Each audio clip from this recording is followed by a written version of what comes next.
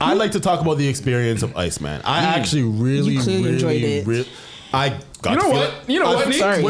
Sorry. It's okay. It's okay. I feel like when you let the fans be involved and in this much lead up, I've never seen a rollout like this before. Facts. Okay. Having a rollout so close to home in the city that I was born and raised in is very sentimental. I think it's it's dope. Watching put it on the screen right now. Yo, this is deep for you, eh? Yeah, it is. Pause. I'm glad I didn't repeat what. Okay, put on screen. I'm about to put on the screen. Okay, so Drake started with the Iceman stream, episode 4 for the Iceman stream, right? So there was a stream. Yeah, there was a stream, a live stream. God. Yeah, Drake's a streamer, man. So Drake basically bought out the CN Tower. You know what I'm saying? Yeah, did you guys watch the Iceman stream? No, but I saw my this one guy that I know. He was on something up here where it's but kind of walk on it, but he wasn't bungeed in or anything. And I'm just like, what the fuck? But anyway, sorry. He bought it out. That's fucking crazy. Go on. Yeah. So press play on the screen. What you can see here is the ice building up to the top of the CN Tower. And I like how we made this a Canadian community event for the city. I think that we do not get things like this. And this was dope as fuck to see somebody even have the Iceman theme and watch the CN Tower freeze. I used to be able to see the CN Tower from my window, you know what I'm saying? So I think that seeing things like that is dope. There was a lot of people from Toronto who came outside, and I felt like the experience was dope. Can we go to the other videos? I think I have another one of the people outside. Okay. Yeah, this got split up kind of weird, so. Yeah. Yeah, that's it. Oh, there was none of that? Okay. I guess I didn't put it in there. Damn. Okay. But overall, there was fireworks. Damn. At the end of the stream, Drake, first of all, there was a letter from the mayor basically saying that there will be fireworks happening at 10:45, so everybody knew that it was happening. And then when the fireworks went off, it was going off for 15 fucking minutes. It was bare fireworks, huge fireworks, felt like New Year's or some shit, so it was dope as fuck. The experience felt great. The stream was basically him premiering the songs with music videos for bare songs on the album. The whole surprise at the end of the stream, he put the surprise that 3 albums are going to be dropping at midnight, and then the stream ended at 11, so we had an hour to contemplate our lives, and and then a bunch of streamers were involved in everything too, so they had their own streams, live streaming the experience and everything too. And I just think that it was dope as fuck, the rollout, because we do not Drake usually just drops surprise albums and shit, So I think that this rollout was great. What do you guys think about the rollout?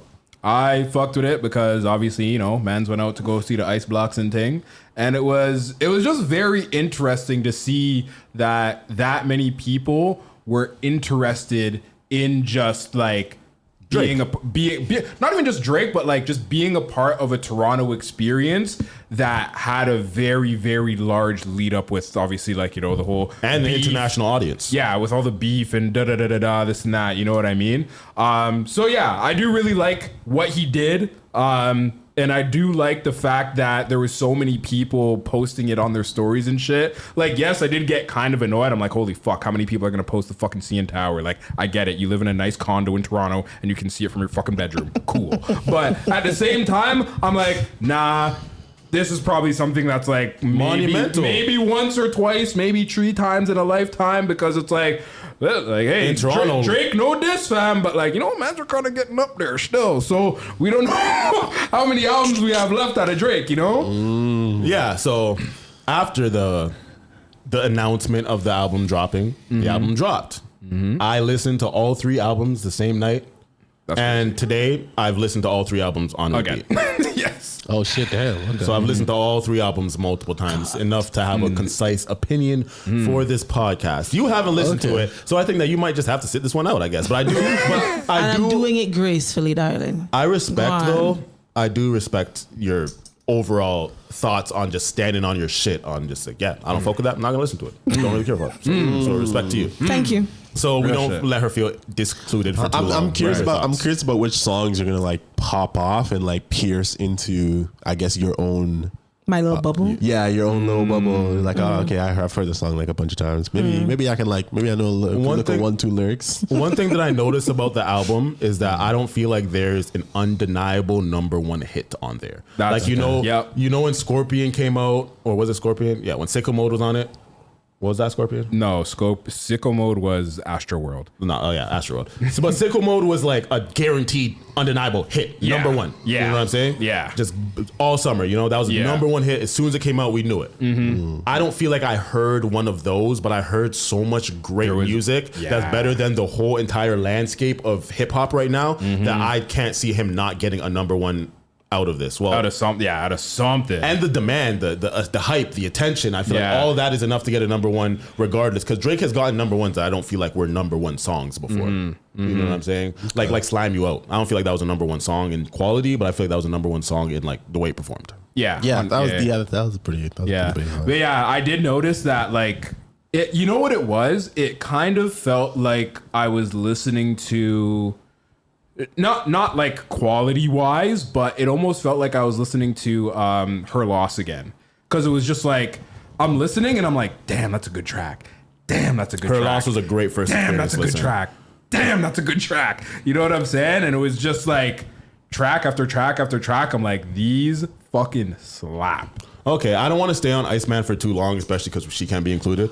So let's just give our pros and our cons thoughts on the album. Or any standout tracks. I guess I'll start because I'm not the... You're not the biggest fan.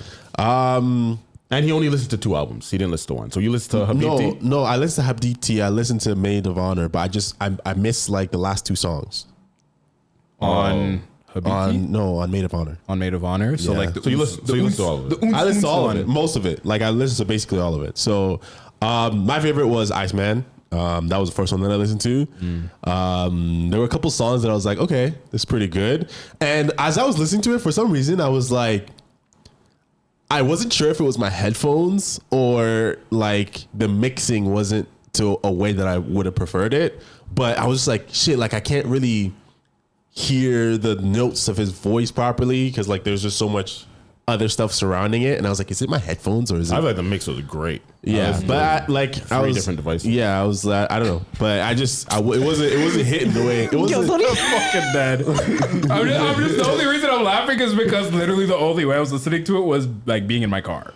I listened to it in my car, in headphones, and on Bluetooth speakers, and through my phone. Holy fuck. Not the whole album, every single song. I know, but like it's just funny that like the only way I listened to it was in my car just from driving. That was the only time I was able to listen to it. The car was the best experience though. But for you were just like, well, I have this here available, so I'm gonna listen.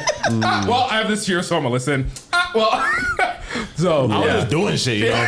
But I also got the feeling that like some of the way that he was this is Iceman because it's the one that stood out to me the most. The other ones I was just kind of like I was doing something else, so I wasn't really paying attention that hard. But I felt like he was kind of doing different songs with like inspirations from like other artists. So for example, like one like the low shimmy one.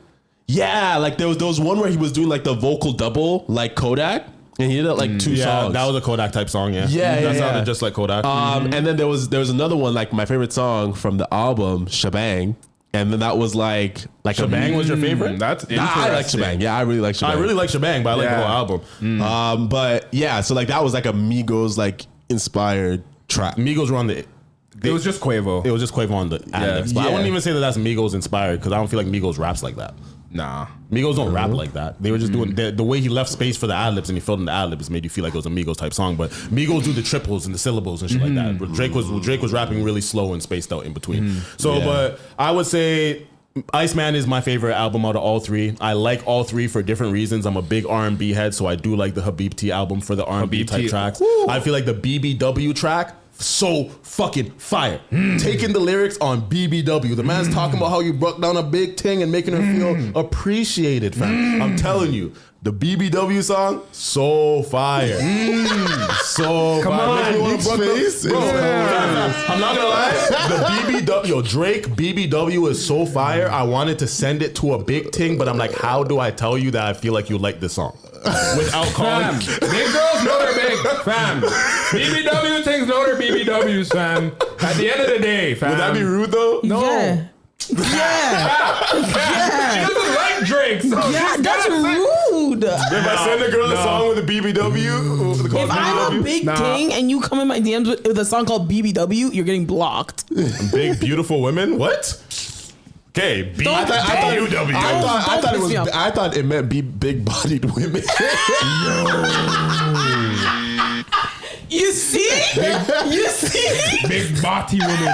Shout out to the BBWs out there. Shout out to the BBWs. But I think that we just need to give more time for the big album back to sit in. women. I feel like when you drop 40 songs at once, it's hard to digest it all without it sounding all repetitive and shit like that. So you kind of need a little bit of time to let it breathe and to gain a new air. And I feel like that's probably what could be happening with you, especially like you get fatigued. Came out at midnight. It's the next day right now. Yeah. But I do implore you to take your time.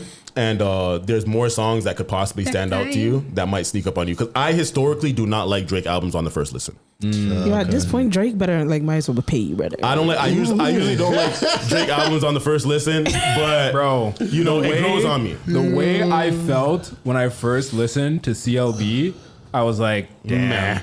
I was like, damn, this was all right. He waited till 3 a.m. to drop it though, and we stayed up mad long. But the funny thing is I actually had like a good situation for setting myself up to listen to that album because it was my friend's birthday, my homegirl Riel. It was her birthday and we were in Mississauga or something like that. And then obviously driving back to Hamilton, you know, mans are trying to smoke a ting. So I was smoking a ting with my homegirl Ilona and then we started playing the album and I'm like, this is kind of nice. But then like after a couple of tracks, I'm like, that wasn't the vibe I was expecting.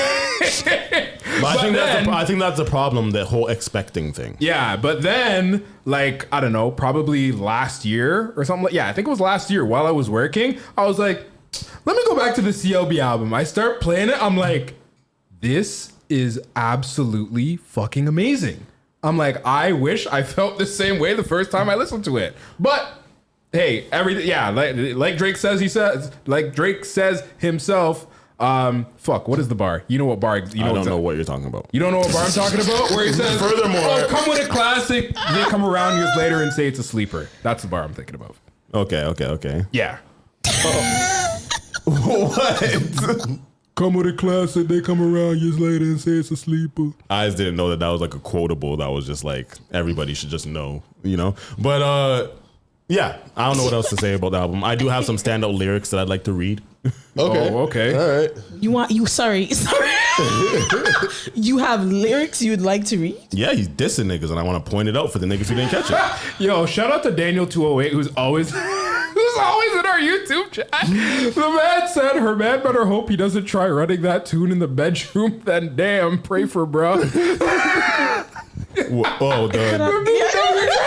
I'm dead. That's crazy. Yo, shout out to Daniel. Daniel, once we start making t-shirts, we're just going to send you a free one. No. Nigga, I'm paying for it. Why are you saying no? Shut up. You said we. What the fuck? We, because it's from Chat2Much. It's a brand. Yeah, my nigga. I'm paying for our t-shirt that we will send to him. So does that make better sense? I feel like you're acting like I was way more invested than I was. Like, well, nigga, you were like, no, we're not sending nothing for free. That's not what I was saying. You didn't even let me finish my sentence. Yeah, whatever. All right. Anyways, let's see these lyrics. We're going into the lyrics because he threw mad shots. Mad shots. I think there was a song, I don't remember which one. It was like the whole thing was basically a diss. I just didn't know who he was dissing, so I was like, Damn, the one bar he said, he was like, I was giving Ross streams before Aiden Ross was streaming. Boom book. He said I was aiding Ross with streams before Aiden Ross was streaming or whatever. Drake connoisseur. That's a good one. That's a good bar. That's a good bar. Big man ting, bro. Okay, so one thing that I do want to point out though. I know Anika and Cheese, I'm talking about all this Drake. But he noticed that the first song is called Make Them Cry. Then he has a song number 7 called Make Them Pay. Then he has a song on 14 called Make Them Remember. And then on number 18 is Make Them Know. And if you notice, those are all boom bap type of rapping beats where he seems to be addressing the 2024 fiasco with Kendrick Lamar and everything and his whole situation. So those songs, pay attention to that pattern in Iceman and the things that he has to say on those songs. I think that he's going to become independent. But he says he disses J. Cole. And I was always wondering his relationship with J. Cole because I didn't feel like J. Cole did anything to harm him, but I do feel like bowing out of the fight kind of did harm him. You know what I'm saying? Yeah, I could see how that would like leave a bad taste in somebody's mouth, pause, because like you guys were a joint force doing first person shooter, and with the like you were the one that said like, oh, the big three, da da da da da, this and that, and then when all the shit went down, you were just like, I just think that he shouldn't have apologized. That just was weak. You should have just like either not dropped a diss track or just dropped it and went away. But apologizing and being like, yeah, you're my brother. Da, da, da, da, that was just like, it was unnecessary. Yeah. But Drake appears to address J. Cole abandoning him. Can you put it on the screen? Abandoning him during the beef on Make Them Pay. He said, I stood 10 toes because I'd much rather death than submission. How can you press the ignition and let some memories of the past affect the decision? I love you because of the history, but if we're being real, I could never forgive you and you never called me back, but the destiny's written. Fuck a big three anyway. There was too many chefs in the kitchen. It was a mess to begin with. Yeah, crazy bar. So he's basically dissing J. Cole for bowing out of the beef and not calling him back because apparently J. Cole hasn't spoken to him since that beef. That's fucked, bro. Which is, it's sad. I love J. Cole. You know what I'm saying? Yeah. I quite like J. Cole. Yeah. He is one of my favorite rappers. Me too. Shout out to J. Cole. Shout out to J. Cole. And the next diss, the last one I'm going to point out is when he disses DJ Khaled. This was a very, very direct diss. Very. And like, but with both of these disses, none of these niggas actually did anything to Drake when it comes to like direct shot or harm to Drake. It's more like their lack of movement meant something to him. You know what I'm saying? Your lack of a decision was like a decision. So it said Drake calls out DJ Khaled on Iceman for not standing by him and staying quiet on Palestine. It says, Khaled, you know what I mean? The beef was fully live. You went halal and your people are still waiting for a free Palestine. Well, free Palestine. But apparently in the song. But apparently everything isn't black and white and red and green. I'm seeing everyone's true colors. Crazy, bro. Wow. So he has a problem. Like he said on stream the one time, I'm one of the most prolific writers of our time, fam. I agree. And he of course he is. Thing is that Drake's not even my favorite rapper. Shout out to Drizzy. You chat too much. Chat too much. Chat too much. Chat too much.